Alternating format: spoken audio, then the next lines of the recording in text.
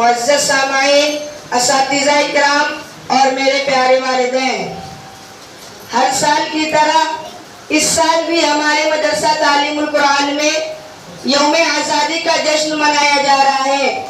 ہر ملک کی تاریخ میں کچھ ایسے اہم دن اور سن ہوتے ہیں جس کی اہمیت کی پیش نظر قوم اس کو یاد رکھتی ہے۔ اسی طرح ہمارے ملک میں 15 اگست 1947 کا دن نہایت اہم ہے، کیونکہ اسی تاریخ کو تقریباً 200 سال غلامی کے بعد ہمارا ملک ہندوستان آزاد ہوا تھا۔ اس دن کی حیثیت ایک قومی تہوار کی ہے۔ آج ہم یوم آزادی منانے کے لیے جمع ہوئے ہیں۔ آزادی کی لڑائی میں جد و جہد کیے ہوئے رہنماؤں کو یاد دلانے والا دن ہے۔ اس عظیم ملک جسے سونے کی چڑیا کہا کرتے تھے، لیکن انگریزوں نے خوب نقصان پہنچایا، مگر ہمارے بزرگوں نے ہمارے لیے طویل عرصے تک انگریزوں سے لڑ کر ملک کو آزاد کر دیا۔ ہمارے ملک میں ہندو، مسلم، سکھ، عیسائی سب آپس میں مل کر رہتے ہیں، آپس میں خوشیاں بانٹتے ہیں۔ تمام لوگوں کے رواج، زبان و لباس مختلف ہیں، لیکن سب ہندوستانی یہی کہتے ہیں کہ مجھے اپنے وطن سے پیار ہے۔ ملک کی خوشحالی اور ترقی کے لیے ہمیشہ کوشش کرے۔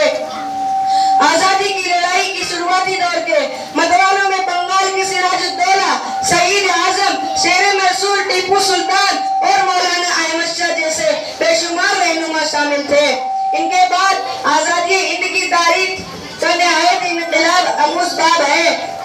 ریشمی رومال تحریک، اس تحریک کا ہی نتیجہ ہے کہ کیا مسلمان، کیا ہندو، سب کے دل میں ظالم انگریزوں کو ملک سے بے دخل کرنے کی امنگ پیدا ہوئی۔ یہ دن آزادی کی لڑائی میں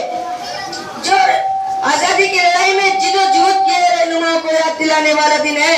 ہمارے ملک میں ہندو، مسلم، سکھ، عیسائی سب آپس میں مل کر رہتے ہیں، آپس میں خوشیاں بانٹتے ہیں۔ تمام لوگوں کے رسم و رواج، زبان و لباس مختلف ہے، لیکن سب ہندوستانی یہی کہتے ہیں کہ یہ میرا بھارت ہے، مجھے اپنے وطن سے پیار ہے۔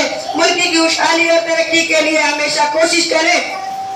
اس تحریک کے بانی مولانا عمید اللہ شندی تھے، جن کے قیادت میں مولانا محمود الحسن مرحوم انگریزوں کو ملک سے باہر کرنے کے لیے ہمیشہ متحرک رہتے تھے۔